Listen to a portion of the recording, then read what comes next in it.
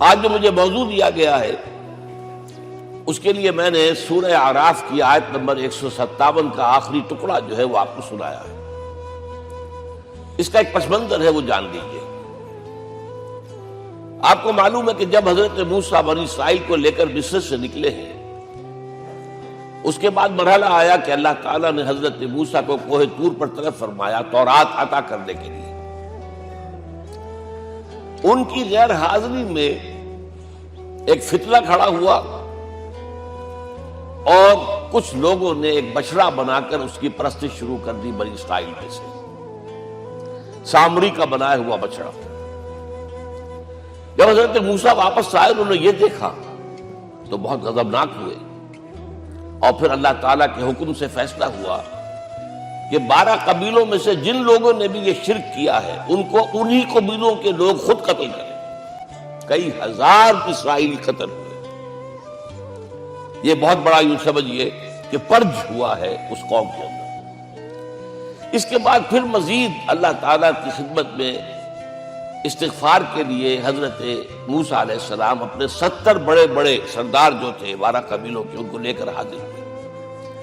وہاں انہوں نے استغفار کیا اور ایک دعا کی، پروردگار وَاكْتُبْ لَنَا حَسَنَةً فِي الدُّنْيَا وَالْآخِرَةِ، ہمارے لیے نیکی کا اندراج کر دے، دنیا میں بھی آخرت میں بھی۔ جواب ملا اللہ تعالیٰ کی طرف سے، دیکھو عذاب تو میں جس کو چاہوں گا دوں گا، اور ویسے میری رحمت ہر شے کے ساتھ موجود ہے، ہر شے کا وجود میری رحمت سے ہے، لیکن ایک میری خاص رحمت ہے جو میں لکھ رکھوں گا ان لوگوں کے لیے جو میرے نبی امی آخری رسول ان پر ایمان لائیں گے صلی اللہ علیہ وسلم۔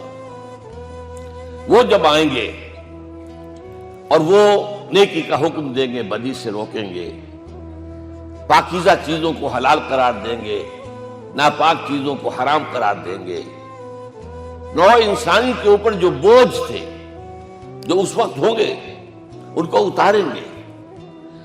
وہ جب آئیں گے تو جو لوگ فَالَّذِينَ آمَنُوا بِهِ نمبر 1، وَعَزَّرُوهُ نمبر 2، وَنَصَرُوهُ نمبر 3، وَاتَّبَعُوا النُّورَ الَّذِي أُنزِلَ مَعَهُ أُولَٰئِكَ هُمُ الْمُفْلِحُونَ۔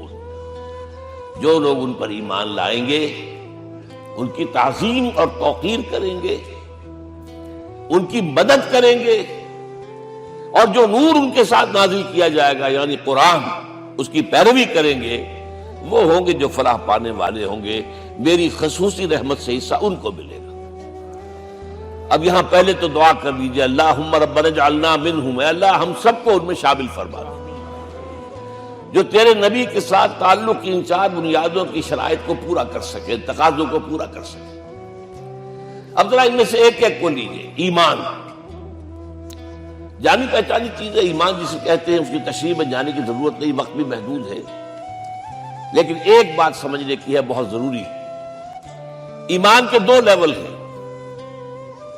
ایک قانونی ایمان ہے جس کی بنا پر ہم ایک دوسرے کو مسلمان سمجھتے ہیں، اس کا تعلق اقرار باللسان کے ساتھ ہے، زبان سے کہنا اشہد ان لا الہ الا اللہ وحدہ لا شریک لہ واشہد ان سیدنا و مولانا محمدا عبدہ ورسولہ۔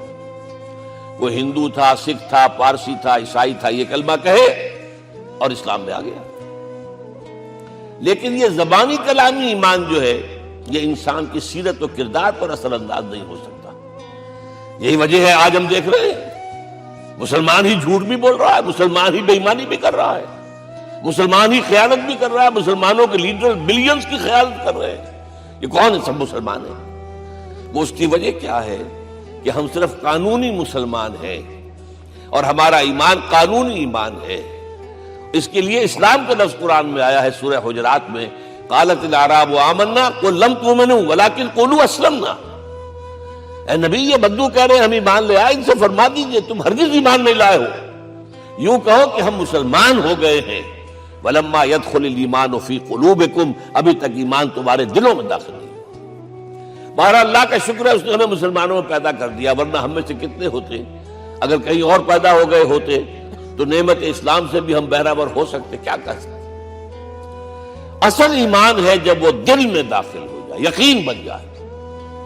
اسی لیے بچپن میں یاد کیا ہوگا ایمان مجمل، آمنت باللہ کما ہوا باسمائہ و صفاتہ وقبلت جمیع احکامہ اقرار باللسان و تصدیق بالقلب۔ جب تصدیق بالقلب ہوگی تو اب اس کے تقاضے جو ہے عملی پیدا ہوں گے۔ ان تقاضوں میں سے ایک میں 2 حدیثوں کے حوالے سے آپ کے سامنے رکھ رہا ہوں۔ پہلی حدیث حضرت عبداللہ بن عمرو بن العاص رضی اللہ تعالی عنہما سے مروی ہے، لا یؤمن احدکم حتی یکون ہواہ تبعا لما جئت بہ۔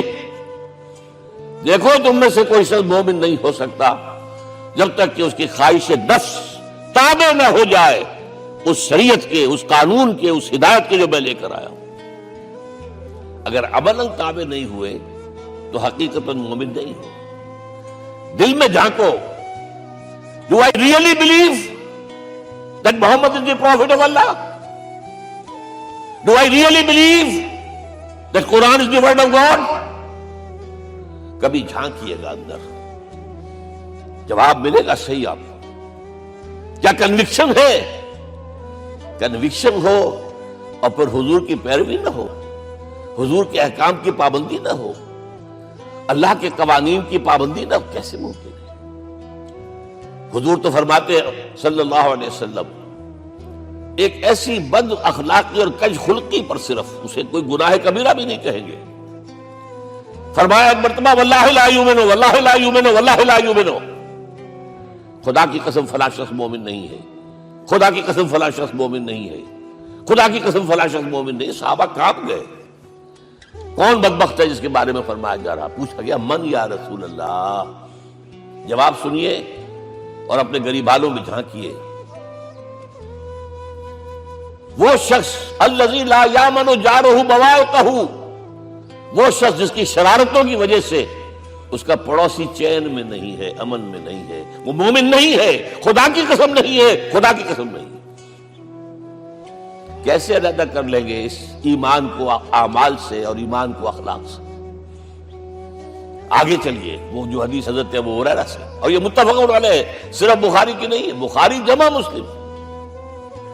لا یؤمن احدکم حتی اکون احب الیہ من والدہ وولدہ والناس اجمعین، تم میں سے کوئی شخص مومن نہیں ہو سکتا جب تک کہ میں اسے محبوب تر نہ ہو جاؤں، اپنے باپ سے بھی، اپنے بیٹے سے بھی، اور تمام انسانوں سے۔ جھانک لیجئے دل میں، صورتحال یہ ہے یا نہیں ہے؟ کیوں محبوب ہو جائیں؟ اس لیے کہ آپ کے ذریعے ہدایت ملی ہے، آپ کے ذریعے ہم اللہ سے جڑے ہیں، اور آپ کو معلوم ہے دنیا میں کوئی شاہ ہدایت نہیں، نعمت نہیں ہے جب تک کہ نعمت ہدایت نہ ہو۔ اگر صحت اچھی ہے، ہدایت نہیں ہے تو بدماشیاں کریں گے، کیا کریں گے؟ آپ کو معلوم ہے صحت اچھی جو ہے کدھر جا کے کھپے گی اگر ہدایت نہیں ہے۔ اگر دولت ہے، ہدایت نہیں، کیا کریں؟ گلچھرے اڑائیں گے، عیاشیاں کریں گے، لوگوں پر اپنی دولت کا روب گانٹیں گے۔ اولاد ہے، ہدایت نہیں ہے، یہ اولاد سہان روح بھی بن جائے گی کہیں آپ کے لیے۔ کوئی شے نعمت نہیں ہے جب تک کہ نعمت ہدایت نہ ہو، اور ہدایت ہمیں ملی محمد رسول اللہ صلی اللہ علیہ وسلم کے ذریعے۔ تو آپ سے بڑھ کر محبوب کون ہوگا؟ اس کے ضمن میں ایک بڑا پیارا واقعہ آتا ہے۔ حضرت عمر سے پوچھتے ہیں حضور ایک مرتبہ، عمر تمہیں مجھ سے کتنی محبت ہے؟ تو اندازہ کیجئے کہ اس قدر اپنائیت کسی سے ہوتی ہے تب یہ سوال ہوتا ہے، عمر تمہیں مجھ سے کتنی محبت ہے؟ عرض کیا حضور مجھے آپ دنیا کے ہر انسان سے زیادہ محبوب ہیں۔ فرمایا اور اپنی جان سے؟ ذرا سا توقف کیا، دل میں جھانکا، ہاں حضور اب میں یہ بھی کہتا ہوں کہ میری جان سے بھی زیادہ عزیز ہے مجھے۔ آپ نے فرمایا الان عمر اب پہنچے ہو جو مقام ہے، اب درکار ہے، جو مطلوب ہے۔ تو محبت اس درجے کی، اطاعت اس درجے کی اگر نہیں ہے تو ایمان نہیں ہے۔ ہاں قانونی ایمان ہے، اب مسلمان ہے، اللہ کا شکر ہے، بہت بڑا فضل ہے۔ اب اگلے بات پر آئیے، الضروح، ان کی توقیر، ان کی تعظیم کرے۔ یہ تعظیم کس درجے میں؟ اب وقت بہت کم ہے، میں صرف آپ کو سورہ حجرات سے مثال دے رہا ہوں.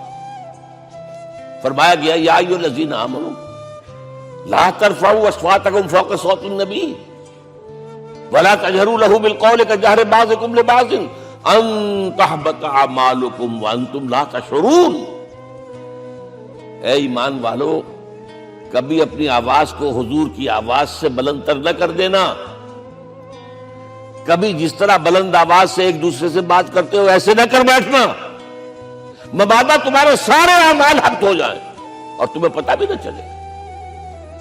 تم تو کہو گے میں نے کوئی گناہ کبیرہ تو نہیں کیا، میں نے کوئی ڈاکہ نہیں ڈالا، چوری نہیں کی، کوئی زنا نہیں کیا، کوئی شراب نہیں پی، لیکن یہ سوء ادب لا ترفعوا اصواتکم فوق صوت النبی ولا تجهروا له بالقول كجهر بعضكم لبعض ان تحبط اعمالكم وانتم لا تشعرون. یہاں ایک میں عملی بات بھی آپ کے سامنے رکھ دوں. صحابہ کے بارے میں تو بات سمجھ میں آ گئی کہ اپنی آوازیں پست رکھیں. ہم کیسے کریں؟ ہمارا ایک طرز عمل ہونا چاہیے. اگر کسی گفتگو میں کوئی شخص کہ حضور نے یہ فرمایا ہے، کبھی یہ نہ کہے میں نہیں مانتا. ہاں توقف کر لیں، بھائی میں تحقیق کروں گا کہ واقعی یہ حدیث صحیح ہے یا نہیں ہے. ٹھیک، ضروری نہیں کہ جو کہہ دیں مان لیں آپ. محدثین نے کتنی محنتیں کر کر کے چھانٹی کی ہے، لہذا یہ. لیکن فوراً اگر آپ لگا نہیں میں نہیں مانتا، یہ عقل کے خلاف ہے، یہ فلاں ہے، یہ وہ ہے، یہ ہے کہ جو آپ سوء ادب کے مرتکب ہو رہے ہیں نبی اکرم صلی اللہ علیہ وسلم کی بارگاہ. ہاں توقف کریں، غور کریں، تحقیق کریں، معلوم ہو کہ یہ حدیث پختہ نہیں ہے، مستند نہیں ہے، پھر دوسری بات ہے. اور یہ جان لیجئے ہمارا جو معاشرہ ہے اس کا ایک قانونی جو ہے احاطہ ہے. یہ بھی سورہ حجرات کی پہلی آیت ہے، یا ایھا الذین آمنوا لا تقدموا بین یدی اللہ ورسولہ. اللہ اور اس کے رسول کے احکام کا دائرہ ہے، اس کے اندر اندر رہو، باہر نہیں نکل سکتے. لیکن اس دائرے کے اندر ایک مرکزی شخصیت ہے جس کی دل آویزی، جس کا حسن سلوک، جس کا حسن کردار، جس کا حسن اخلاق مرکز بن جائے، تمام لوگوں کی جذباتی محبت کا مرکز بن جائے. اگر یہ نہیں ہوگا تو معاشرہ مضبوط نہیں ہوگا. محض قانون اور دستور پر معاشرہ مضبوط نہیں ہوتا. کسی شخصیت، اب آپ کو معلوم ہے آخر ہندوستان کے معاشرے میں گاندھی کا ایک مقام ہے کہ نہیں ہے؟ آخر یہ سارا معاملہ چل رہا ہے اسی کے گرد کے نہیں؟ ماؤ زے تنگ کے معاملہ ہے کہ نہیں ہے؟ یہ سارا معاملہ دنیا میں عام لوگ کہہ دیتے، ریشنلسٹ لوگ، کہ ان چیزوں کی کیا ضرورت ہے؟ بھائی قانون دیکھنا چاہیے، دستور دیکھنا چاہیے، حکم دیکھنا. نہیں بھائی، جذباتی وابستگی ہے کہ ایک ہستی تو ایسی ہو کہ جس کے کچھ کہنے پر فوراً زبانیں بند ہو جائیں. اور اس کا نقشہ میں سعودی عرب میں دیکھتا ہوں، اگر وہاں کے دو بدو لڑ رہے ہوں سخت اور ایک دوسرے کو کھانے کو دوڑ رہے ہوں، کوئی شخص کہتے صلی علی النبی، فوراً خاموش. معلوم ہوتا ہے آگ کے اوپر کسی نے پانی ڈال دیا، خاموش، صلی علی النبی، صرف یہ کہنے سے. یہ جذباتی وابستگی اگر محمد سے نہیں ہے صلی اللہ علیہ وسلم تو آپ کا معاشرہ کبھی مضبوط نہیں ہوگا. یہ مرکزی شخصیت، یہ مرکز ہے. اسی لیے ان کے احترام کا یہ درجہ ہے، کیونکہ اس سے کیا ہوگا؟ تمہارا شیرازہ بکھر جائے گا. اگر ان کے ساتھ جذباتی محبت نہیں ہوگی تمہارا شیرازہ بکھر جائے گا. یہ آیا معاملہ. اب میں آپ کو بتانا چاہتا ہوں تہذیب. ہمارے ہاں اصل میں بدقسمتی سے ہم سیرت کی تقریریں کرتے ہیں، حضور کی عظمت بیان کرنے کی کوشش کرتے ہیں. کچھ لوگ تو خیر حضور کی زلفیں ہیں، حضور کی آنکھیں ہیں، حضور کی کملی ہے، حضور کا سایہ نہیں تھا وغیرہ، یہ باتیں اپنی جگہ ہیں، ہر چیز ٹھیک ہے. لیکن یہ جان لیجئے حضور کی اصل عظمت ایک نبی اور رسول کی حیثیت سے ہے. اور وہ شے وہ ہے جہاں جبرائیل کے بھی پر جل رہے ہیں، اس کی حقیقت کون جانتا ہے؟ میں ایک مثال دے رہا ہوں آپ کو کہ حضور 100 میں مثال رکھا کرتے تھے. آج روزہ رکھا، شام کو افطار نہیں کیا، وہ رات کو چل رہا ہے روزہ، اگلے روز پھر وہ کنٹینیو کر رہا ہے شام تک. 2 دن کا 100 میں مثال، 3 دن کا بھی رکھتے تھے. صحابہ نے اجازت چاہی، حضور ہمیں بھی اجازت دے دیں. نہیں، آج کے حضور آپ تو رکھتے ہیں، ہمیں منع کرتے ہیں۔ اب سنیے، ایکم مثلی، تمہیں سے کون ہے مجھ جیسا؟ ابھی تو عند ربی، میں تو اپنے رب کے پاس رات گزارتا ہوں۔ ہوا یطعمنی ویسقین، وہ مجھے کھلاتا اور پلاتا ہے۔ کیا سمجھیں گے ہم؟ کیا ہماری سمجھ میں آئے گا؟ یہ معاملہ نبوت کے جو اسرار و رموز ہیں، ان کا جو مقام اور مرتبہ ہے، وہ کوئی نبی پہچان سکتا، غیر نبی تو پہچان ہی نہیں سکتا۔ ایک ڈاکٹر کا کیا مقام ہے اپنے فن میں، وہ کوئی ڈاکٹر ہی سمجھ سکے گا نا، غیر ڈاکٹر کہاں سمجھے گا؟ اور حقیقت میں وہی سمجھے گا جو اس سے بھی اوپر کا ڈاکٹر ہے، نیچے والا تو نہیں سمجھ سکتا۔ جو کمتر ہے وہ تو صرف اوپر دیکھے گا، اللہ اللہ خیر صلی اللہ، جو اوپر ہے اور ظاہر ہے محمد سے اوپر کوئی نہیں صلی اللہ علیہ وسلم۔ یہی وجہ ہے، دیکھیے شیخ سعدی کو کیا کہنا پڑا، یا صاحب الجمال و یا سید البشر من وجهك المرير لقد نور القمر لا يمكن الثناء كما كان حقه بعد خدا بزرگ توئی قصہ مختصر۔ اے محمد صلی اللہ علیہ وسلم، آپ کی ثنا جیسے کہ حق ہے ہو ہی نہیں سکتی۔ غالب اس سے بھی آگے گیا ہے، میں بات ابھی آپ کو سناتا ہوں شعر اس کا۔ آپ کی ثنا کا حق ادا ہو ہی نہیں سکتا، بس ہم یہ جانتے ہیں اللہ کے بعد آپ کا مقام۔ غالب جو آگے گیا ہے کہتا ہے، غالب ثنائے خواجہ بیزداں گزاشتیم کہاں ذات پاک مرتبہ دان محمد است۔ اے غالب، ہم نے تو حضور کی ثنا تو اللہ کے حوالے کر دی ہے، اس لیے کہ وہی ذات پاک جانتا ہے مرتبہ محمد کا کیا ہے صلی اللہ علیہ وسلم۔ ہم بیان کرنے کی کوشش کریں گے تو توہین کر بیٹھیں گے۔ ایک لطیفہ ہے، ایک بیچارہ کوئی دیہاتی کہیں پھنسا ہوا تھا کسی جگہ، تھکا ہوا چل رہا تھا، ڈپٹی کمشنر صاحب جا رہے تھے، کار میں بٹھا لیا۔ اب اس نے کہا، پتر تینوں اللہ پٹواری کرے۔ اب اس غریب کے جو ہے اس کے ذہن میں تو پٹواری سے اوپر تو کچھ ہے ہی نہیں، اس کے قلم سے جو ہے ادھر کا انتقال ادھر ہو گیا، ادھر کی ادھر چلی گئی۔ تو ڈی سی کو وہ تعریف کر رہا ہے اپنے سمجھ کے مطابق، پٹواری کریں تو ہم کہیں پٹواری والا معاملہ نہ کریں۔ ہاں، ایک پہلو ایسا ہے جس کے حوالے سے حضور کی عظمت ہماری سمجھ میں آئے گی۔ حضور ایک انسان کی حیثیت سے کیا تھے، ایک باپ کی حیثیت سے آپ کا کیا طرز عمل تھا۔ ذرا یاد کیجئے، جگر گوشہ رسول حضرت فاطمہ بطول رضی اللہ تعالیٰ عنہ وہ حاضر ہوتی ہے، ابا جان دیکھیے چکی پیس پیس کر یہ گھٹے پڑ گئے میرے ہاتھ میں، یہ کنویں سے پانی لاتی ہوں، مشکیزیں کہ یہاں پر بندیاں پڑ گئی۔ حضور اب تو عام لوگوں پر بھی آسانیاں ہیں، لوگوں کے ہاں غلام آ گئے ہیں، کنیزیں آ گئی ہیں، مال و دولت آ گئی ہے، مجھے بھی کوئی غلام کنیز عطا ہو جائے۔ اور آپ کو معلوم ہے یہ لخت جگر نور چشم محمد کی سب سے پیاری بیٹی صلی اللہ علیہ وسلم، کوئی شک نہیں اس میں، فاطمہ کیا بیتی ہوگی حضور کے قلب پر۔ لیکن فرمایا، کیا بیٹی، یہ دنیا کی چیزیں ہماری لیے نہیں ہیں، میں تمہیں اس سے بہتر شے دیتا ہوں، تسبیح فاطمہ ہر نماز کے بعد 33 مرتبہ سبحان اللہ، 33 مرتبہ الحمدللہ، 33 مرتبہ اللہ اکبر کہہ لیا تھا۔ لیکن سوچ لیجئے دل پر کیا گزری ہوگی صلی اللہ علیہ وسلم۔ حضرت عائشہ سے پوچھئے، حضرت خدیجہ سے پوچھئے، حضور کیسے شوہر تھے، آپ سے زیادہ خواتین کے حق میں نرم، گھر کے کام کا جھاڑو دے رہے ہیں، کپڑے جو ہے بوسیدہ انہیں سی رہے، گھر میں بیٹھے ہوئے یہ کام کرتے تھے۔ بہرحال ایک بات میں آپ سے عرض کروں، آپ انسان کی جس حیثیت کا بھی ذہن میں تصور کریں گے وہ ساری حیثیتیں محمد میں موجود ہیں صلی اللہ علیہ وسلم۔ محمد حاکم کی حیثیت سے بھی ہے، محمد سپہ سالار کی حیثیت سے بھی ہے، محمد قاضی القضات بھی ہیں، محمد ہیڈ آف دی اسٹیٹ بھی ہیں، محمد بیویوں والے بھی ہیں، اولاد والے بھی ہیں، محمد 5 وقتہ امام بھی ہیں، جمعہ کے خطیب بھی ہیں، مدرس قرآن بھی ہیں، مربی بھی ہیں، مزکی بھی ہیں، اور ہر میدان میں بلند ترین مقام۔ کوئی ایسی جامع شخصیت ملے گی؟ ہمارے ہاں تو حال یہ ہے کہ جو خطیب صاحب ہوتے ہیں وہ 5 وقتہ نماز کیسے پڑھا سکتے ہیں؟ ان کا تو اونچا مقام ہے۔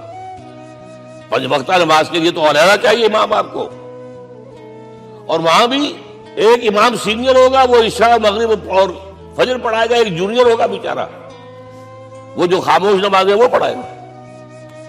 5 وقتہ نماز پڑھا رہے ہیں محمد صلی اللہ علیہ وسلم، اور خطیب بھی وہی ہے، مربی بھی وہی ہے، مزکی بھی وہی ہے۔ ہمارے ہاں جو لوگ تزکیہ نفس کے میدان میں ہیں وہ پھر جماعت کبھی نہیں کراتے، کبھی نہیں دیکھا ہوگا آپ نے کسی صاحب کو کراتے ہوئے۔ یہ جامعیت جو ہے، جامعیت کبریٰ۔ میں صرف ایک بات کہا کرتا ہوں، ایک اعتبار سے حضور کا اسوہ نامکمل ہے۔ آپ مجھے سوء ادب کا مرتکب نہ قرار دے دیں، اسوہ کیا ہے؟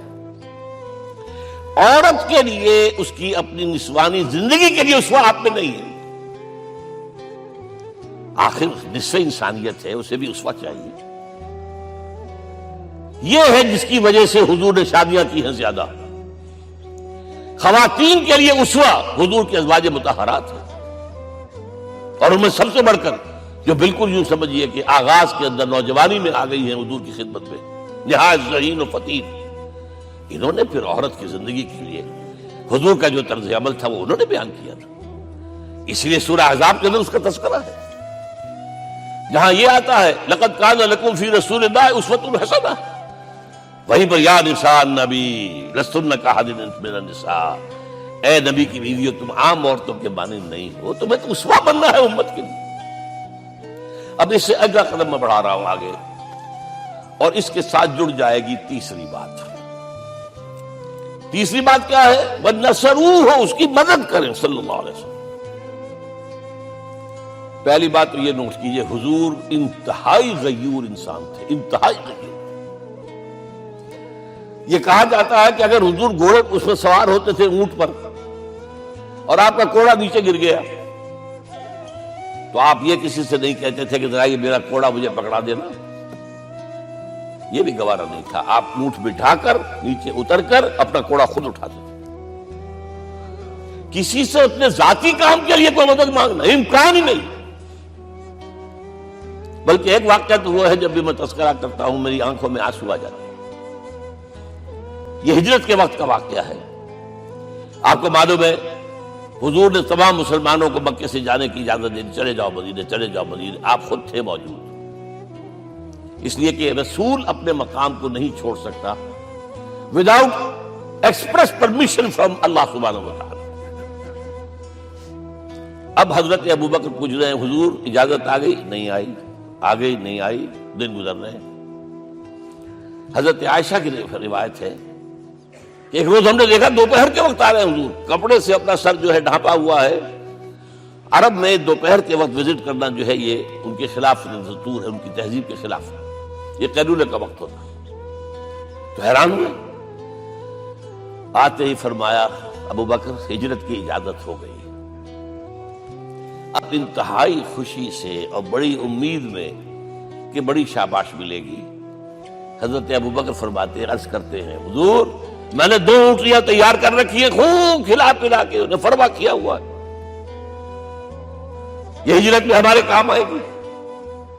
حضور تھوڑا سا توقع فرماتے ہیں، پھر کہتے ہیں اچھا ٹھیک ہے، ایک میں استعمال کروں گا لیکن میں اس کی قیمت ادا کروں گا۔ حضرت ابوبکر رو پڑے، حضور مجھ سے یہ مغایرت، سائے کے تلاب کے ساتھ رہنے والا، اس سے یہ مغایرت، ذرا سے اشارے پر اپنی کم سن بیٹی پیش کر دی نکاح کے اندر، اس سے یہ مغایرت، رو پڑے۔ لیکن حضور کی اپنی غیرت تھی، میں قیمت دوں۔ اب بتائیے مدد کا کہ یہ درکار تھی؟ مدد تھی ان کے مشن کے لیے۔ مشن 2 حصوں میں تھا، اس کو جانیے، آج کچھ علمی باتیں آ رہی ہیں۔ حضور کے مشن کے 2 حصے، ایک ابتدائی جو تمام انبیاء اور رسول کا تھا، ایک تکمیلی جو صرف محمد کا صلی اللہ علیہ وسلم۔ ابتدائی کیا ہے؟ اللہ کی طرف دعوت، تبلیغ۔ جو دعوت قبول کر لیں ان کے لیے بشارت، بشیر کہ تمہارے لیے آخرت میں جنت ہے، نعمتیں ہیں۔ رد کر دیں ان کے لیے نذیر، خبردار کرنے والے، جہنم کے لیے تیاری کر لو۔ داعی اللہ، اللہ کی طرف بلانے والے، سراجا منیرا، روشنی کے چراغ۔ یہ حیثیتیں مشترک ہے تمام انبیاء کرام۔ تمام انبیاء بشیر بھی تھے، نذیر بھی تھے، داعی بھی تھے، سراج منیر بھی تھے، اگرچہ ان تمام حیثیتوں میں بھی حضور کا سب سے اونچا مقام علیحدہ نمایاں ہے، لیکن حیثیتیں بنیادی طور پر مشترک ہیں۔ ایک حیثیت تکمیلی، اور وہ کیا ہے؟ اے نبی، جو دین آپ کو دیا گیا ہے صرف تبلیغ نہیں، صرف تعلیم نہیں، اس کو قائم کر کے دکھاؤ ایک نظام زندگی کی حیثیت سے۔ 3 مرتبہ قرآن میں یہ الفاظ حضور کے لیے آئے ہیں، هو الذی ارسل رسولہ بالہدی ودین الحق لیظہرہ علی الدین کلہ۔ 3 دفعہ سورہ توبہ میں یہ الفاظ آئے، سورہ صف میں یہ الفاظ آئے، سورہ فتح میں یہ الفاظ آئے۔ وہی اللہ جس نے بھیجا ہے اپنے رسول کو صلی اللہ علیہ وسلم، الہدا، قرآن حکیم، ہدایت کاملہ، اور نمبر 2 دین حق۔ یہ 2 چیزیں دے کر بھیجا، کس لیے؟ تاکہ اس دین کو غالب کرے پورے نظام زندگی پر۔ یہ معاملہ ذرا سوچئے، اور یہ حضور کے لیے 3 دفعہ، اور کسی اور نبی کے لیے 1 دفعہ بھی نہیں۔ قرآن مجید کے اس نقطے کو ذہن نشین کر لیجیے۔ اصل میں یہ کیا ہے؟ اسے ہم یوں کہیں گے، ایک ہے نبوت و رسالت، ایک ہے تکمیل نبوت و رسالت۔ ہمارے ہاں ختم نبوت کے اوپر تو زور دیا گیا ہے، اور صحیح دیا گیا ہے، ایمان کا ہمارا جز ہے۔ حضور کے بعد کسی نے بھی دعویٰ کیا نبوت کا، وہ جھوٹا، کذاب، دجال۔ جس نے مانا وہ بہرحال دائرہ اسلام سے خارج ہے، اور جو بھی کچھ ہوا کرے وہ۔ یہ چونکہ قانونی بات تھی، اس لیے اس کا حق ادا کیا علماء کرام نے۔ واقعہ یہ ہے کہ اس میں کوئی کمی نہیں رکھی، لیکن حضور کی فضیلت اس میں نہیں ہے۔ فرض کیجئے کہ نبوت چلی آ رہی تھی ہموار طور پر، ایک جگہ آ کے ختم ہو گئی، تو فضیلت کون سی ہوئی؟ نہیں، نبوت و رسالت تدریجاً ترقی کرتے ہوئے اپنے نقطۂ عروج کو پہنچ کر ختم ہوئی۔ یہ ہے فضیلت۔ اب آپ سوچئے، الہدا دیا گیا حضور کو، تو کیا تورات میں ہدایت نہیں تھی؟ سورہ اعراف کی آیت ہے، سورہ مائدہ کی، انا انزلنا التوراۃ فیہا ھدی ونور۔ ہم نے نازل کی تھی تورات، اس میں ہدایت بھی تھی، نور بھی تھا۔ ہم مانتے ہیں اللہ کی کتاب تھی۔ وہی فرمایا ہے انجیل فیہا ھدی ونور، اس میں ہدایت بھی تھی، نور بھی تھا۔ پھر یہ الہدا قرآن آیا۔ یہ کیا ہے؟ ہدایت نے درجہ بدرجہ ترقی کرتے ہوئے قرآن میں آ کر کامل ہو گئی، ہدایت کامل۔ وجہ کیا ہے؟ انسان کا شعور بھی تو درجہ بدرجہ بڑھا ہے۔ ایک وقت تھا ہمارا بچپن تھا، فکر کے اعتبار سے، سوچ کے اعتبار سے، علم کے اعتبار سے، ہمارے آباء و اجداد کبھی جو رہتے تھے گھروں کے اندر یا کبھی آئے ہیں تو کیا تھا ان کے پاس؟ اب اس وقت جو ہے کسی کو آپ پرائمری کے بچے کو پی ایچ ڈی ڈاکٹر رکھ دیجئے ٹیوٹر، تو کیا پڑھائے گا تو وہی جو پرائمری کا بچہ سمجھ سکے۔ لہذا وہ جو کہا گیا تھا آدم کو اس زمین کی خلافت دیتے، فَإِمَّا يَأْتِيَنَّكُم مِّنِّي هُدًى فَمَن تَبِعَ هُدَايَ فَلَا خَوْفٌ عَلَيْهِمْ وَلَا هُمْ يَحْزَنُونَ۔ یہ ہدایت رفتہ رفتہ آئے گی، آئے گی، آئے گی، آئے گی۔ اور یہ بات جان لیجئے، پروفیسر ڈاکٹر محمد شریف نے جو کتاب لکھی ہے فلسفے کی تاریخ پر، اس میں بتایا ہے کہ 1200 برس انسانی تاریخ کے بہت ہی پروڈکٹیو ہے فلسفیانہ فکر کے لیے۔ From 600 BC to 600 AD 1200 years سارے فلسفے اسی میں پیدا ہوئے۔ سقراط، مختار، افلاطون اور یہ سب نکل گئے، اور کنفیوشس بھی آ گیا، تاؤ بھی آ گیا، اور بدھ بھی آ گیا، جین بھی آ گیا، سب آ گئے، سب آ گئے۔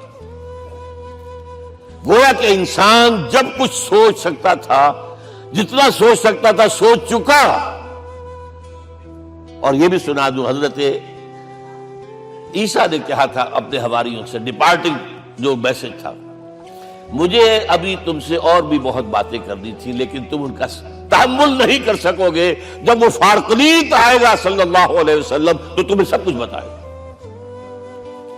لہذا جب انسان بلوغت کو پہنچا ہے فلسفیانہ فکر کے اعتبار سے، تب، اور یہ بھی نوٹ کر لیجئے، بہت اہم بات کہہ رہا ہوں، چند مہینے غار حرا کی تنہائیوں میں اللہ تعالیٰ نے حضور کو وہ سارا ذہنی سفر طے کرایا ہے۔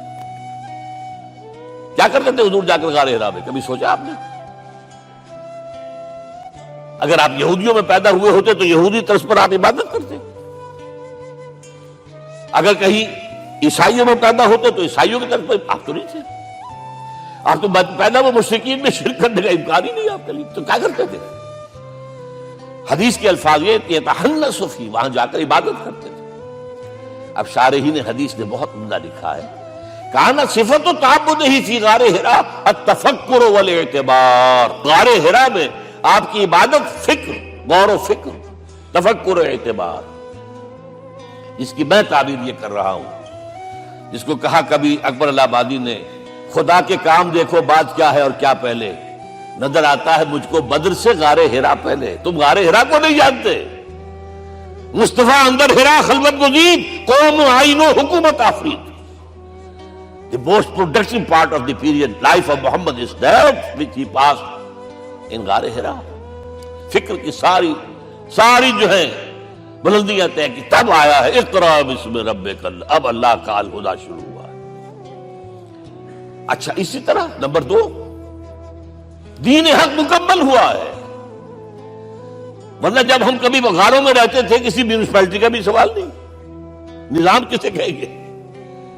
پھر یہ ہے کہ قبائلی نظام آیا، چلیے ایک شیخ ہے اس کا کہنا ماننا ہے سب کو، کچھ نظام تو بن گیا نا، اور نظام جہاں آئے گا جکڑ بندی ہو جائے گی۔ اب تم فلاں قبیلے کے شخص ہو، اس کا قبیلے کا سردار یہ، تمہیں حکم ماننا پڑے گا، اس قبیلے کی روایت یہ ہے، تمہیں پیروی کرنی پڑے گی، you have to do it whether you like it or not. پھر آپ کی سٹی اسٹیٹس وجود میں آئی، پھر امپائرز وجود میں آ گئے، 400-500 برس سے رومن امپائر، 400-500 برس سے ایرانین امپائر عرب کے اوپر ایسے تھی جیسے افغان کے سر کے اوپر بہت بڑا جو ہے پگڑ رکھا ہوتا ہے۔ کتنا بڑا ہوتا ہے؟ وہ کسی نے شعر کہا بھی تھا، مجھے تو اب یاد نہیں، کہ سر پہ باندھے ہوئے پورا افغانستان میرا خیال شاید ضمیر جعفری۔ تو کیا تھا یہ جزیرہ نما عرب؟ یہ جزیرہ کہلاتا ہے، الجزیرہ، الجزیرہ، اس لیے کہ نیچے آپ کو معلوم ہے بحیرہ عرب، ادھر جو ہے خلیج آ رہی ہے آخر تک، ادھر سے بحیرہ قلزم جا رہا ہے، اور پھر خلیج عقبہ آ گئی ہے، تو یہ سارا جو ہے جزیرہ نما ہے، اس سے پیننسولا۔ لیکن عرب اوپر 2 اور ہیں، عراق عرب، شام عرب۔ عراق عرب پر قبضہ ایران کا، شام عرب پر رومیوں کا۔ اور جب یہ سلطنتیں بن گئیں تو گویا کہ انسان شکنجے میں آ گیا، ظلم، محنت کرے کسان، عیش کرے جاگیردار، اور بادشاہ محل بنائے، لگان وہاں سے آ رہا ہے، از جفائے دے خدایاں کشتے دہقانہ خراب، کرگے پر بیٹھا ہوا کوئی کھدر بن رہا ہے، ٹیکس دو، بادشاہ محل بھی بنائے گا، یاشیاں بھی کرے گا، سارا نسوانی حسن جو ہے کوہ قاف کا لے آئے گا اپنے ہاں، اور پھر فوج بھی رکھے گا، ذرا تم نے گردن اٹھائی تو تمہاری سرکوبی کرنے کے لیے فوج تیار ہے۔ یہ جب جکڑ بند آئی ہے انسان پر، تب محمد کو بھیجا گیا ہے۔ دلی بیٹر، اسے آزاد کرانے والا، دین حق دیا گیا۔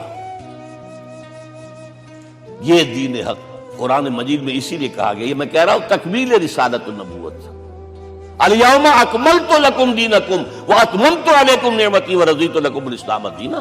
آج میں نے تمہارے لیے تمہارے دین کو کامل کر دیا ہے، یہ مکمل نظام زندگی ہم نے دیا ہے، پہلے تھا ہی نہیں۔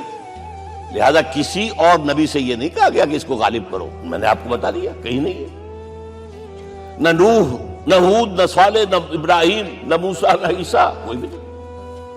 اور حضور سے کہا گیا یہ دین اب غالب کرو۔ اگر صرف تم کتاب میں لکھ کر دے جاؤ اور اس کے مثال پیش نہ کر سکو، دنیا کہے گی بہت اچھی شاعری ہے، آج بھی آپ کو معلوم ہے دی ریپبلک کتاب زندہ ہے، لیکن آج تک ایک دن کے لیے بھی وہ نظام کہیں قائم ہوا ہے؟ ہم یہی کہیں گے کہ ٹھیک ہے، یہ جو ہے ایک خواب ہے، اللہ اللہ سر، اس کے سوا کیا یوٹوپیا ہے؟ اس نظام کو قائم کر کے دکھاؤ۔ اب آپ اس کو اینالائز کر لیجئے، اچھی طرح سمجھ لیجئے۔ It was the revolutionary role which was assigned to محمد صلی اللہ علیہ وسلم۔ نظام کو بدلنا، اسی کا نام تو انقلاب ہے۔ انقلاب کسے کہتے ہیں؟ دنیا میں دو نظام ایک جگہ نہیں ہو سکتے، مذہب 100 بھی ہو سکتے ایک جگہ۔ مذہب لمیٹڈ ہے، آپ کی ذاتی زندگی، آپ کے کچھ عقائد ہیں، کچھ عبادات ہیں، کچھ رسومات ہیں، کچھ سوشل رائٹس ہیں، یہ ہے بس۔ تو یہ تو 100 بھی they can coexist۔ امریکہ میں کتنے ہیں؟ مسلمان گئے مسجدیں بنا لی ہیں، ہندو گئے مندر بنا لیے ہیں، سکھ گئے ہیں ان کے گردوارے بنے ہوئے ہیں، سلوتے یعنی یہودیوں کے عیسائیوں کے تو بے شمار ہے ہی ہے، لیکن ہے ہمہ مذہب۔ لیکن دین تو دو نہیں ہو سکتے، یا ڈیموکریسی ہوگی یا بادشاہت ہوگی، ایک تو دو تو نہیں ہو سکتے، یا کیپٹلزم ہوگا یا سوشلزم ہوگا، دو تو نہیں ہو سکتے، یا تھیوکریسی ہوگی یا ڈیموکریسی ہوگی، دو نہیں ہو سکتے۔ اور یہ بھی آپ کو معلوم ہے دنیا میں کہیں ویکیوم نہیں ہے نظام کے اعتبار سے، کبھی نہیں رہا ہے، ہر ایک نظام موجود ہے۔ آپ کوئی دوسرا نظام لانا چاہتے ہیں، پہلے اس کو جڑ سے اکھیڑنا پڑے گا۔ گفت رومی ہر بنائے کوہنا کا باداں کلند، تو نہ دانی اولا تعمیر راں ویرا کلند۔ رومی نے کہا ہے کہ دیکھو، اگر کوئی نئی تعمیر تمہیں کرنی ہو تو تم جانتے نہیں ہو پہلے پرانی تعمیر کو گرانا پڑتا ہے، پہلے آپ نظام جڑ سے کھینچ کر پھینکیں گے باہر، تب نظام لائیں گے نا۔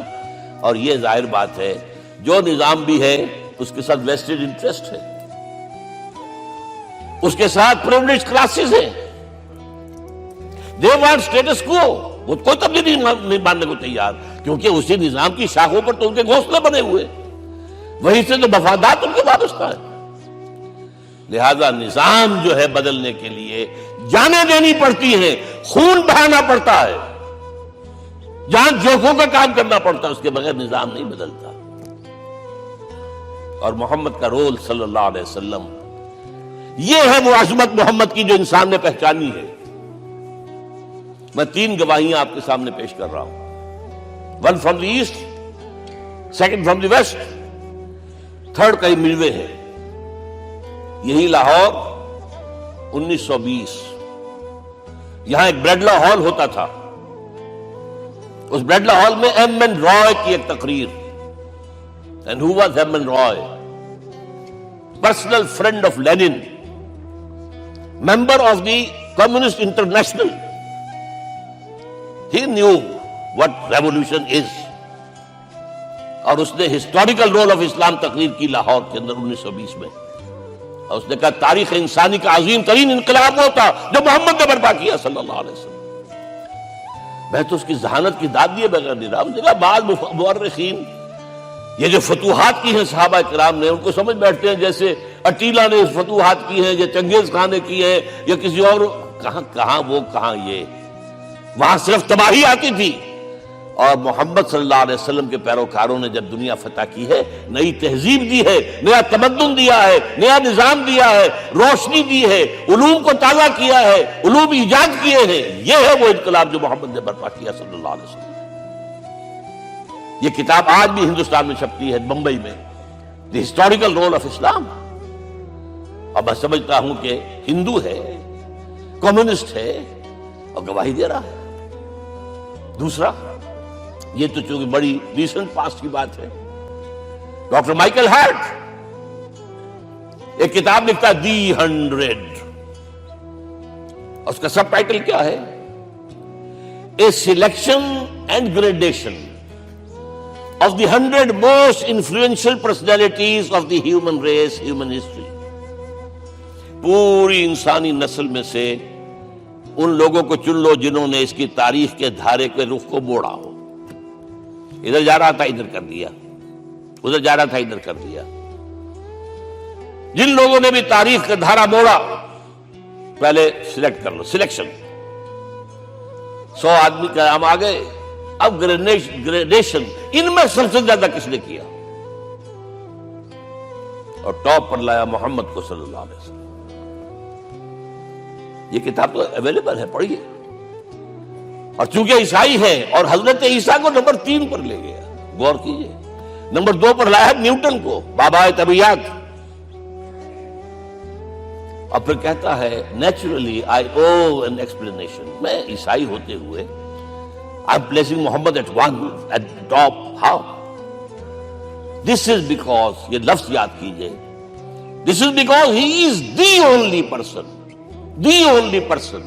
supremely successful in both the religious and secular fields. ذہانت، وہ زندگی جو آج تقسیم کر دی گئی ہے، یہ مذہبی زندگی ہے، یہ سیکولر ہے، یہ ریاست ہے، قانون ہے، یہ ہے، اور اس کو علیحدہ رکھو بھائی، مذہب کو علیحدہ رکھو. وہ کہتے ہیں کہ یا تو مجھے ملتا ہے کہ وہ آدمی جو ادھر اونچا ہے تو دوسری طرف نیچا ہے، کچھ بھی نہیں. ادھر اونچا ہے تو ادھر کچھ نہیں. روحانیت میں، دین میں، اخلاق میں عیسیٰ سے اوپر کون جائے گا؟ لیکن حکومت میں، ریاست میں کوئی پدہ بھی نہیں رکھا، زیرو. مذہب کتنا بڑا پیدا کر لیا گوتم بدھ نے، لیکن ریاست، حکومت زیرو. اور بڑے سے بڑے جو ہے شہنشاہ اور بڑے سے بڑے کانکرس کوئی چلا آیا ہے.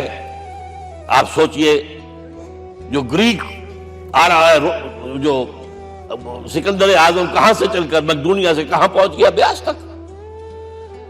اٹیلا کہاں سے پہنچ گیا؟ مشرق سے مغرب تک.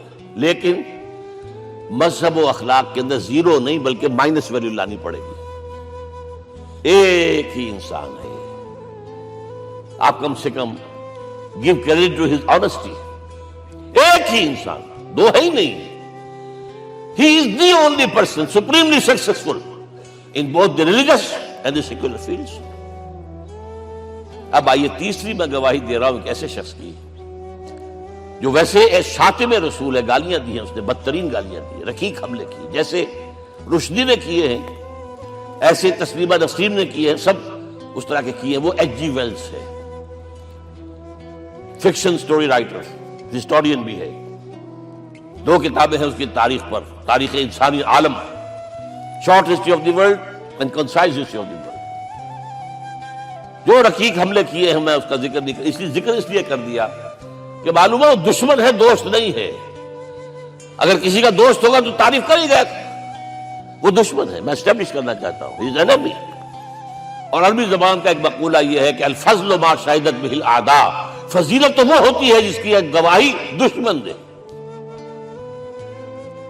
جب وہ آیا ہے concise history of the world میں، چیپٹر آخری حضور کا، جو حضور کے چیپٹر میں جو آخری بات خطبہ حجۃ الوداع کو کوٹ کیا ہے، لا فضل لعربی علی عجمی ولا لعجمی علی عربی ولا لأحمر علی اسود ولا لأسود علی احمر الا بالتقوی.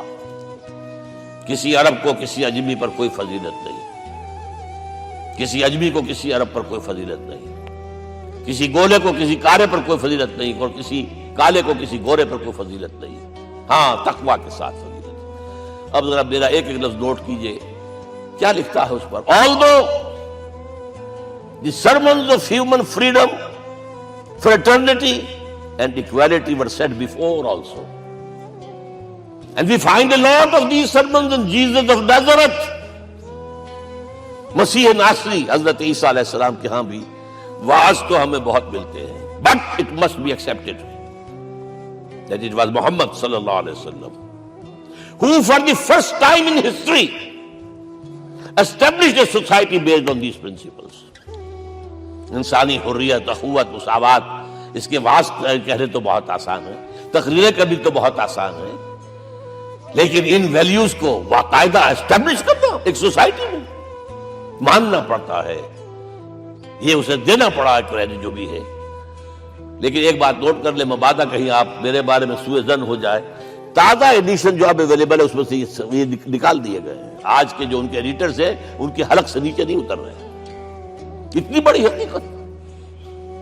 آپ پنجاب لائبریری یا پبلک لائبریری سے جا کے پرانا ایڈیشن لیجئے، concise history of the world کے اندر آپ کو یہ الفاظ مل جائے.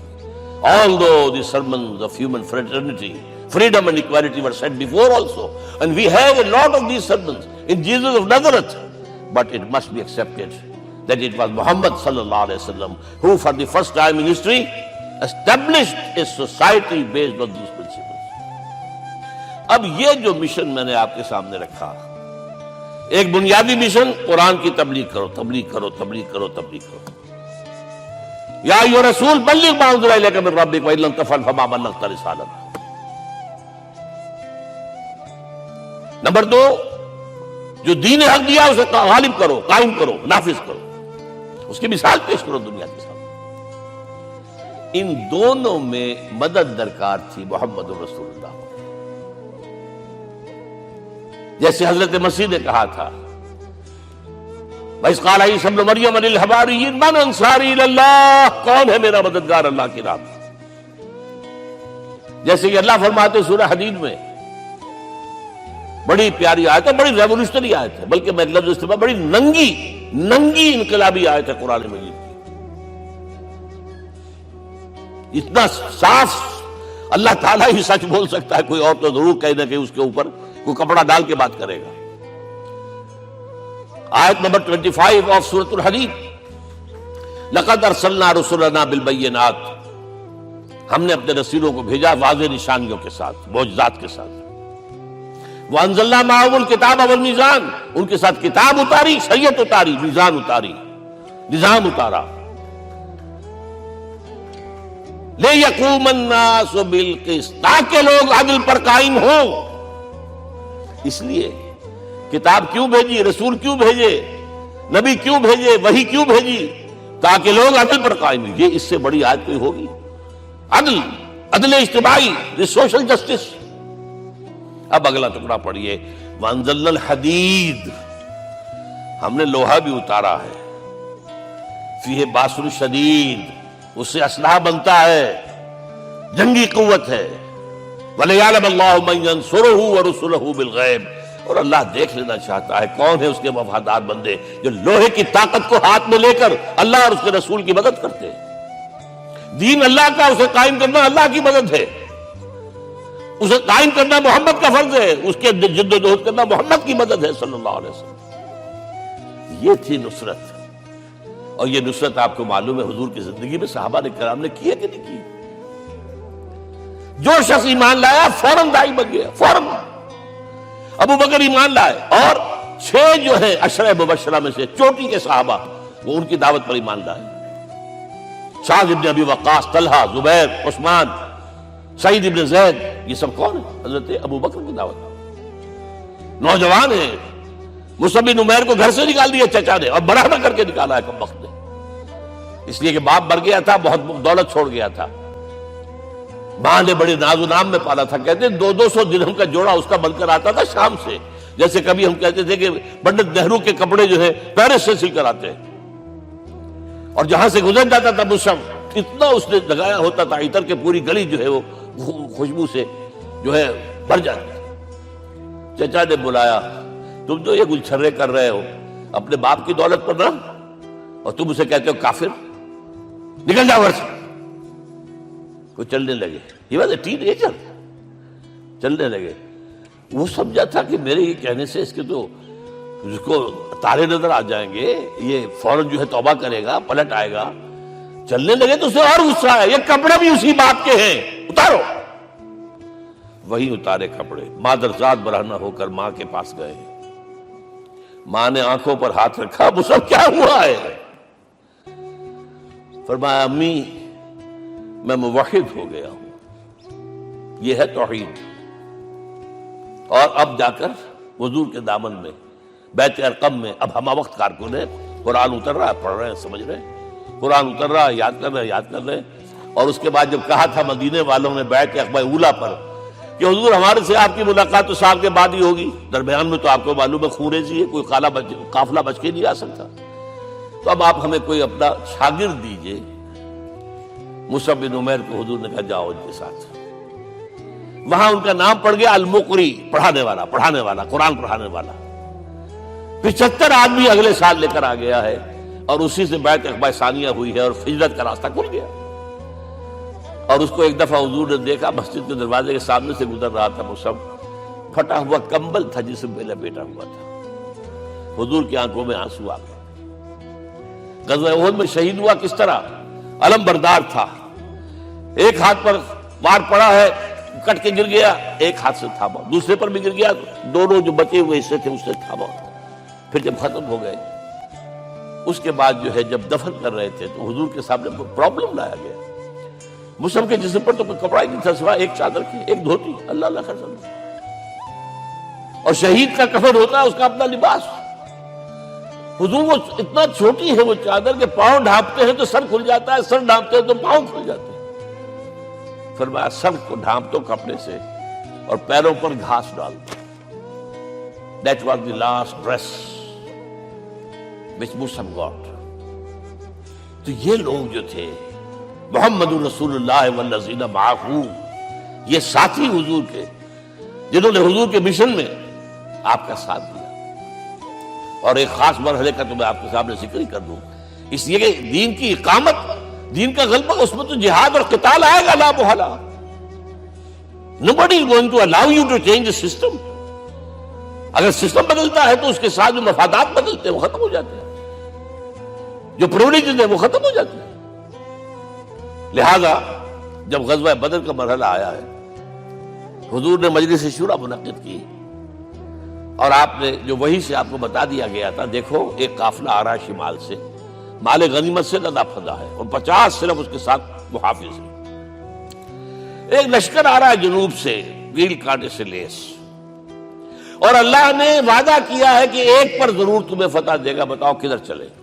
یہ اصل میں کسی بھی سپہ سالار کے لیے وقت ہوتا ہے کہ اپنے ساتھیوں کے مورال کا اندازہ کرے۔ کچھ ہوں گے ہم جیسے کمزور بھی، انہوں نے کہا کہ حضور پہلے قافلے کی طرف چلے، آسانی سے فتح بھی ہو جائے گی اور ہتھیار مل جائیں گے ہمیں، ہمارے پاس تو ہتھیار بھی نہیں ہے، گنتی کے لوگوں کے پاس تلواریں بھی نہیں سب کے پاس، تو 50 آدمیوں کے ہتھیار تو ملیں گے، پھر لشکر سے نپٹ لیں۔ اب حضور کہہ رہے ہیں اشیرونی اشیرونی اشیرونی۔ حضرت مقداد بن اسود کھڑے ہوتے، حضور ہمیں موسیٰ کے ساتھی نہ سمجھیے جنہوں نے کہہ دیا فَاذْهَبْ أَنْتَ وَرَبُّكَ فَقَاتِلَا إِنَّا هَاهُنَا قَاعِدُونَ۔ ہم موسیٰ کے ساتھی نہیں ہیں، ہم آپ کے جانثار ہیں، آپ جو آپ کی نیت ہے آپ بسم اللہ کیجیے، ہم آپ کو کیا پتہ ہمارے ذریعے آپ کو اللہ تعالیٰ آنکھوں کی ٹھنڈک عطا فرمائے۔ حضور پھر فرمائے مجھے مشورہ دو، مجھے مشورہ دو۔ تب خیال آیا سعد ابن عبادہ رضی اللہ تعالیٰ عنہ کو، جو رئیس انصار تھے، ہو نہ ہو یہ ہماری طرف روئے سکون ہے، کیونکہ بیعت عقبہ ثانیہ جس کے نتیجے میں ہجرت ہوئی ہے اس میں طے یہ ہوا تھا کہ اگر یہ مکے والے مدینے پر حملہ آور ہوں گے آپ کو ختم کرنے کے لیے، ہم آپ کی حفاظت ایسے ہی کریں گے جیسے اپنے بیوی بچوں کی۔ اور ابھی مدینے پر حملہ ہوا نہیں ہے، حضور پری ایمپٹ کر رہے ہیں، باہر نکل کر مقابلہ کرنا چاہ رہے ہیں، تو گویا کہ انصار کور نہیں ہوتے اس کے اندر، اس لیے بار بار اشیرونی، مجھے مشورہ دو۔ اب سعد ابن عبادہ کھڑے ہوتے ہیں، کانک تعنینا یا رسول اللہ صلی اللہ علیہ وسلم، اے اللہ کے رسول شاید آپ کا روح سخن ہماری جانب ہے، فإنا آمنا بک وصدقناک، ہم آپ پر ایمان لا چکے ہیں، ہم نے آپ کی تصدیق کی، اب ہمارے پاس چوائس کون سا ہے؟ اگر آپ آگے چلیں ہم پیچھے چلیں گے، اگر برق الغماد تک پہنچیں گے ہم اپنی اونٹنیوں کو دبلا کر دیں گے، پہنچ یمن کا آخری شہر جو ہے برق الغماد، اور اگر آپ ساحل سمندر پر کھڑے ہو کر اپنی سواری سمندر میں ڈالیں گے ہم بھی ڈالیں گے۔ بہرحال یہ مراحل ہیں کہ جن سے گزر کر حضور نے اللہ کے دین کو غالب کیا اور قائم کیا، اور اس ہر سطح پر، ہر مرحلے پر صحابہ کرام نے آپ کا ساتھ دیا، جہاں آپ کا پسینہ گرا وہاں انہوں نے اپنی خون کی ندیاں بہا دی۔ محمد رسول اللہ والذین معہ اشداء علی الکفار رحماء بینہم، یہ ہے در حقیقت عظمت محمد صلی اللہ علیہ وسلم۔ آج کے دور میں سمجھ لیجئے اچھی طرح، یہ دور جس کا کہ فاتح ہے حضور، فاتح سے مطلب افتتاح کرنے والے، اس دور میں اجتماعی نظام کی اصل اہمیت ہے۔ اجتماعی نظام غلط ہے، ایکسپلائٹیٹو ہے، تقسیم دولت کا نظام غلط ہے، کیا ہوگا؟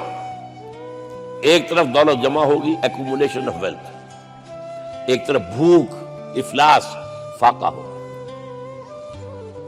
شاہ ولی اللہ دہلوی کہتے ہیں کہ جس معاشرے میں تقسیم دولت کا نظام غلط ہو جائے یہ دو دھاری تلوار ہے، دو دھاری، دونوں طرف کاٹتی ہے۔ ایک طرف دولت جمع ہوگی تو عیاشیاں ہوں گی، بدماشیاں ہوں گی، گلچرے ہوں گے، وہ بھی خراب، معاشرے کے لیے خراب۔ اور ایک طرف فقر ہوگا اور بھوک ہوگی اور فاقہ ہوگا، یہ بھی خراب۔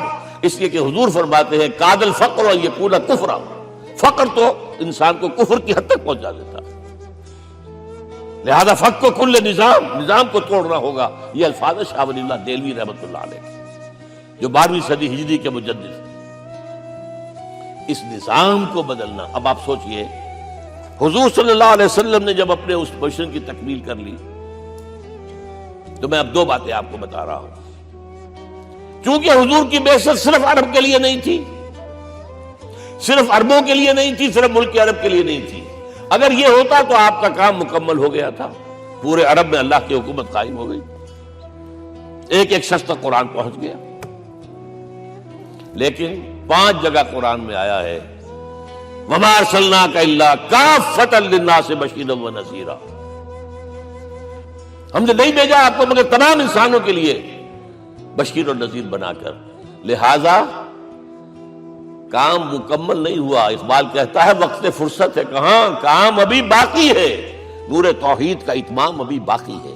یہ بھی تکمیل رسالت کا مظہر ہے کہ حضور سے پہلے کوئی رسول پوری نوع انسانی کے لیے نہیں بھیجا گیا، آپ پہلے رسول ہیں اللہ کے اور آخری جو پوری نوع انسانی کے لیے بھیجے گئے۔ حضرت عیسیٰ نے بھی یہی کہا تھا اپنے حواریین سے، تو سینٹ پال نے اسے تبلیغی مذہب بنایا ہے۔ انجیل میں اب بھی الفاظ موجود ہیں کہ I have been sent in search of the lost sheep of the house of Israel، میں تو اسرائیل کے گھرانے کی کھوئی ہوئی بھیڑوں کی تلاش میں بھیجا گیا ہوں، صرف بنی اسرائیل کے لیے۔ قرآن بھی کہتا ہے رسول الی بنی اسرائیل، واحد رسول ہیں جو پوری دنیا کے لیے بھیجے گئے۔ اچھا کہہ دینا تو آسان ہو گیا، اس کا مطلب کیا ہے؟ جب تک پوری دنیا پر اللہ کا دین غالب نہ ہو، محمد کا مقصد بعثت ہنوز شرمندہ تکمیل ہے، اور یہ ہوگا، اس کی خبر دی ہے۔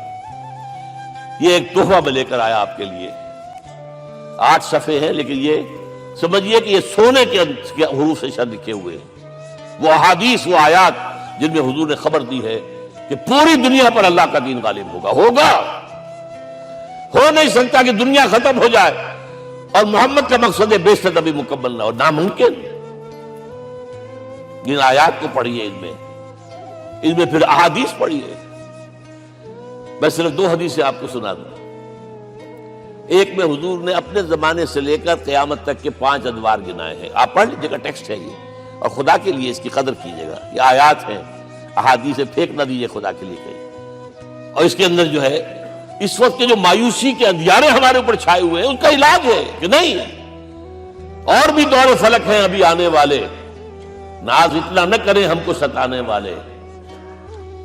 بہرحال حضور نے جب اپنا مشن عرب کی حد تک مکمل کر لیا، تو اب ایک بات نوٹ کیجئے، خطبہ حجۃ الوداع 1.25 لاکھ کا مجمع، حضور نے اپنے اس خطبے میں اپنی تعلیمات کے جو اہم نکات تھے انہیں اور دہرایا 3 مرتبہ ایک بات کی ہے۔ لاؤڈ اسپیکر تو تھا نہیں، پہلے آپ ادھر رخ کرتے تھے، آپ کہتے تھے کچھ، ادھر لوگ آدمی آگے کھڑا ہوا اس کو آگے پہنچاتا اور آگے پہنچاتا تھا، پھر آپ سامنے رخ کر کے کہتے تھے، پھر بائیں طرف رخ کر کے 3 مرتبہ، ایک لفظ 3 مرتبہ۔ آخر میں ایک سوال کیا ہے، الا هل بلغت، دیکھو لوگوں میں نے پہنچا دیا یا نہیں؟ کیونکہ قرآن میں تحدید آئی تھی، اے نبی، یا ایھا النبی بلغ ما انزل الیک من ربک وان لم تفعل فما بلغت رسالتہ، اے نبی جو کچھ تم پر نازل کیا گیا اللہ کی طرف سے پہنچا دو، اور اگر نہیں کیا تو رسالت کا حق ادا نہیں ہوگا۔ اور اس میں سورہ اعراف کی آیت نمبر 6 اگر پڑھ لیں، فَلَنَسْأَلَنَّ الَّذِينَ أُرْسِلَ إِلَيْهِمْ وَلَنَسْأَلَنَّ الْمُرْسَلِينَ، ہم ان سے بھی پوچھیں گے جن کی طرف رسولوں کو بھیجا، اور رسولوں سے پوچھیں گے ہم نے تمہارے پاس اپنا پیغام پہنچایا تھا، تم نے پہنچایا کہ نہیں لوگوں کو؟ اس لیے حضور نے گواہی دی، الا هل بلغت، دیکھو میں نے پہنچا دیا کہ نہیں؟ اور جواب کیا ملا؟ انا نشهد انك قد بلغت رسالتہ واديت الامانۃ ونصحت الامۃ وكشفت الغمۃ، ہم گواہ ہیں حضور آپ نے رسالت کا حق ادا کر دیا، امانت کا حق ادا کر دیا، ہماری خیر خواہی کا حق ادا کر دیا، اور گمراہی کے اندھیرے جو ہے انہیں چھانٹ کر رکھ دیا۔ اب آپ نے آسمان کی طرف نگاہ کی، انگشت شہادت سے وہی 3 مرتبہ اللہم اشہد اللہم اشہد اللہم اشہد، اللہ تو بھی گواہ ہے، یہ مان رہے۔ یہ ہے سائی آف ریلیف، یہ بوجھ جو میرے کندھے پر آیا تھا، انا سنلقی علیک قولا ثقیلا، یہ اب منتقل ہو گیا، اب امت کو منتقل ہوا۔ لہذا آخری لفظ کیا تھا؟ فَلْيُبَلِّغِ الشَّاهِدُ الْغَائِبَ، اب جو یہاں موجود ہیں ان کا فرض ہے کہ پہنچائیں ان کو جو یہاں نہیں ہے۔ میں صرف تمہارے لیے رسول نہیں ہوں، ایک ایک فرد نوع بشر تک دنیا میں جو اس وقت ہے، اور ایک ایک فرد نوع بشر جو آخر تک آئے گا قیامت تک، اس تک قرآن پہنچانا تمہارے ذمہ ہے۔ ہم نے نہیں پہنچایا، اسی لیے آج ہم اللہ کے عذاب میں ہیں۔ آج کیوں ذلیل کے کل تک نہ تھی پسند گستاخی فرشتہ ہماری جناب میں؟ 1.5 بلین مسلمان، لیکن عزت نام کی کوئی شے ہے؟ G7 G9 G11 G13 G15 کوئی مسلمان بھی ہے ان میں؟ نہ 3 میں نہ 13 میں، نہ G7 میں نہ G15 میں، نن۔ اتنی بڑی تعداد، سیکیورٹی کونسل میں کسی سیٹ کی امید ہے؟ بس آپ کے وسائل پر ان کا قبضہ ہے، آپ کی ٹیکسیشن کے احکام وہاں سے آ رہے ہیں۔ ریٹس بڑھاؤ، چینی کے اس کے بڑھاؤ، اور فلاں کے بڑھاؤ، اور بجلی کے بڑھاؤ، اور تیل کے بڑھاؤ، کیا ہو رہا ہے؟ کیوں دلیل ہے؟ اور نمبر 2، آج دنیا میں خون اگر بہ رہا ہے تو صرف مسلمان کا ہو گیا، مانند آب ارضا مسلمان کا لہو۔ 60 سال سے کشمیر اور فلسطین، پھر درمیان میں صومالیہ، چچنیا، کوسوو، یہ سب بوسنیا، پھر آپ کو معلوم ہے فلپائنس، پھر جو کچھ ہوا افغانستان میں، اور جو کچھ ہوا اب ہو رہا ہے، جو کچھ ہوا عراق میں۔ یہ کیوں ہے؟ We are criminals number 1. We have not done our duty. ہم نے قرآن کو اپنا امام نہیں بنایا، دوسروں کے سامنے کیا پیش کریں گے؟ ہمارا اپنا سارا نظام سود کے اوپر مبنی ہے۔ بہرحال پہلا فرض یہ ہے، اب اس کو پہنچاؤ، اور یہاں تک فرمایا بلغوا عنی ولو آیۃ، پہنچاؤ میری جانب سے چاہے ایک ہی آیت، preach on my behalf۔ یہ کام جو ہے جو کہا گیا تھا، واقعہ یہ کہ میں 50 برس سے کر رہا ہوں، یہ آج کی بات نہیں ہے۔ تکمیل اور تدوین فن میں جو بھی حفیظ کا حصہ ہے، نصف صدی کا قصہ ہے، 2-4 برس کی بات نہیں۔ میں میڈیکل کالج کے زمانے سے درس قرآن دے رہا ہوں، جب یہ طلبہ کے اجتماعات کے درمیان درس قرآن ہوتا تھا، جماعت اسلامی کا رکن تھا تو درس قرآن ہوتا تھا، اور اس کے بعد سے میری زندگی کا بیشتر وقت اس میں لگا، بیشتر اور بہتر۔ یہ حضور کا حکم ہے، پہنچاؤ میری جانب سے چاہے ایک ہی آیت پہنچاؤ۔ اچھا، نمبر 2، اب حکم دیا گیا، اس کی مثال میں دے رہا ہوں آپ کے سامنے۔ جب ایران کے ساتھ جنگ شروع ہوئی ہے تو سپہ سالار افواج ایران رستم نے وفد بلایا ہے، اے عربو، تم پہلے بھی ہم پر حملے کیا کرتے تھے، لیکن پہلے لوٹ مار کر کے واپس چلے جاتے تھے۔ یہ جان لیجئے، یہ ہسٹری کا ایک موقع ہے خاص، کہ ایک سیٹلڈ سیویلائزیشنز ہوتی ہیں، اور ایک وہ جو رہتے ہیں سطح مرتفع پر، وہاں پانی نہیں ہوتا، وہ فصل کہاں سے آ جائے گی؟ یا ریگستان میں جو وہاں بستے ہیں وہ کیا کرتے ہیں؟ وہ وقتاً فوقتاً جاتے ہیں، جپٹا مارتے ہیں، لوٹ مار کرتے ہیں، لے کر وہاں سے دولت آتے ہیں، اسی پر ان کی گزارا تھا۔ تو پہلے بھی آیا کرتے تھے، لوٹ مار کر کے چلے جاتے، اس دفعہ پیچھا بھی چھوڑ رہے، وجہ کیا؟ ایسی پیاری، یہ کئی روایتوں میں آیا ہے، الفاظ مختلف ہو سکتے ہیں۔ جو مسلمان وفد کا سربراہ تھا اس کا جواب سنیے، انا قد ارسلنا، دیکھو رستم، پہلے ہم خود آتے تھے، اب ہمیں بھیجا گیا ہے۔ اللہ نے بھیجا محمد کو، محمد نے بھیجا ہمیں صلی اللہ علیہ وسلم۔ کس لیے؟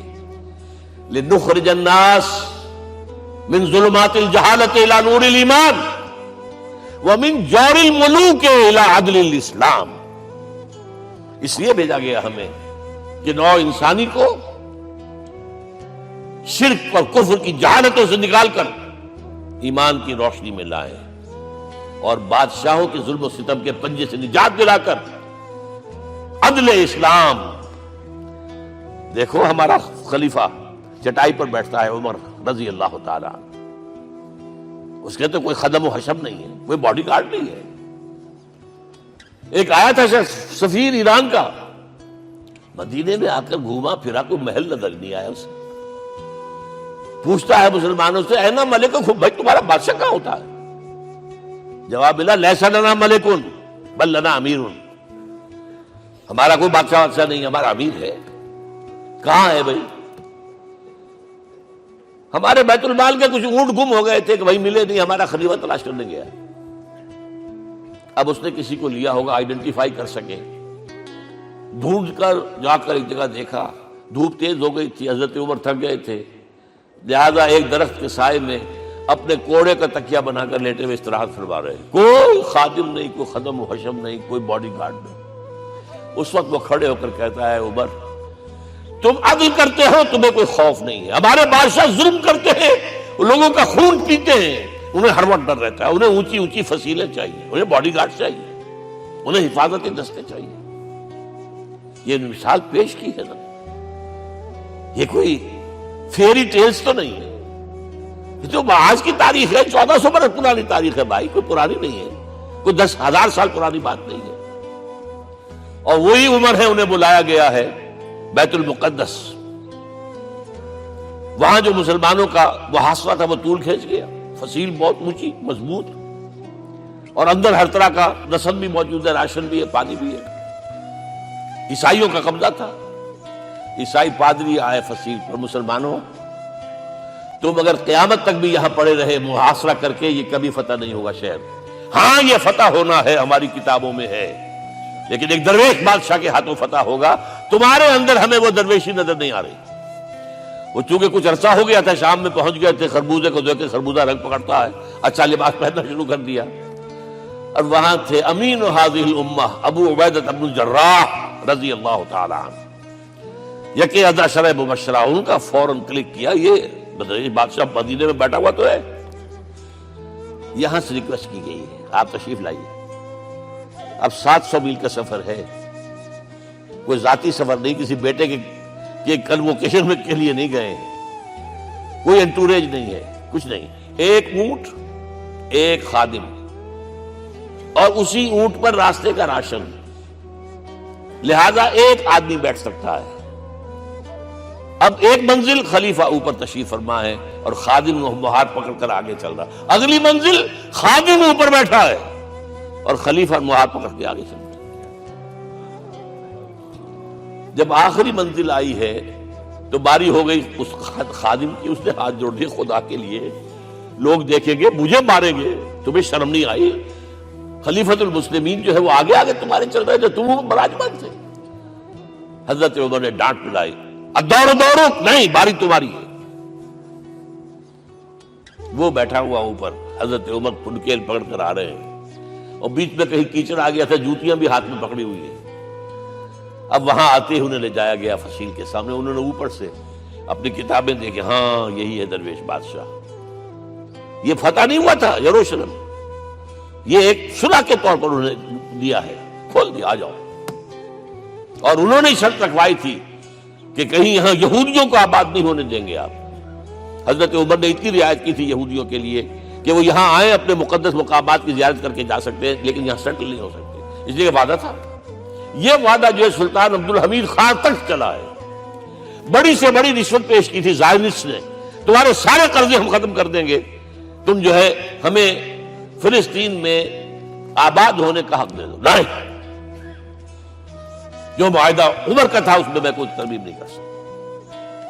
تو یہ مثالیں ہیں جو پیش کی گئی. میں تو کہا کرتا ہوں، جب میں نے پڑھا تھا کہ کرنل جمال عبد الناصر کی بیٹی سائیکل پر جاتی ہے کالج، جو لائی کی بیٹی بھی سائیکل پر کالج جاتی ہے، احساس ہوا تھا عظمت ہے نا، چاہے وہ کسی غیر میں ہو. اور واقعہ یہ ہے کہ میں بیان کرنے سے رہ نہیں سکتا. جب میں نے لال بہادر شاستری کے بارے میں سنا، he had no house in the whole of India.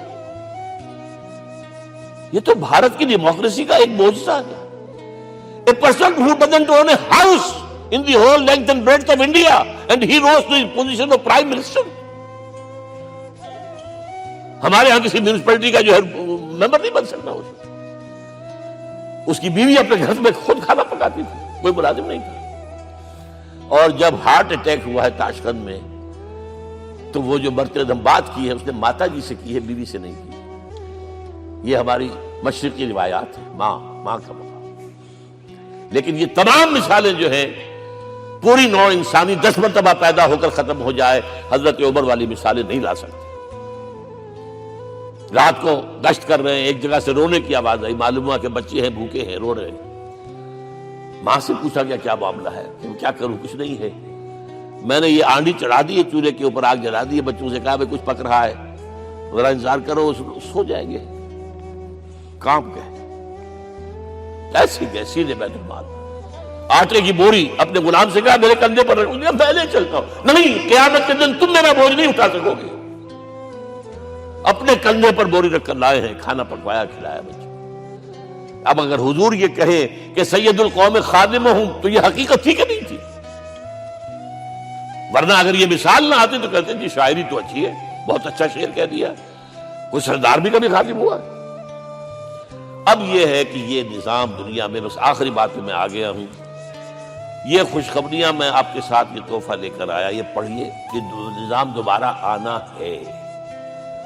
محمد کی پیشن گوئی غلط نہیں ہو سکتی، وہ صادق المصدوق صلی اللہ علیہ وسلم۔ اگرچہ ابھی ہمیں اور سزائیں ملنی ہیں، اور سخت سے سختر سزائیں آنی ہیں۔ ابھی آرمگڈون سر پر تنی ہوئی ہے، کھڑی ہوئی ہے، ملحمۃ العظمیٰ جسے حدیث میں کہا گیا۔ آرمگڈون پتہ نہیں آپ نے کبھی سنا ہے کہ نہیں سنا ہے؟ یہ بائبل کی آخری کتاب جو ریولیشن جان ہے، اس میں ہے کہ ایک بہت بڑی جنگ ہوگی، گریٹر اسرائیل بنانے کے لیے بہت بڑی جنگ ہوگی، and you said the stage has been set for that۔ NATO تیار اسی کے لیے ہو رہا ہے دوبارہ۔ کس لیے؟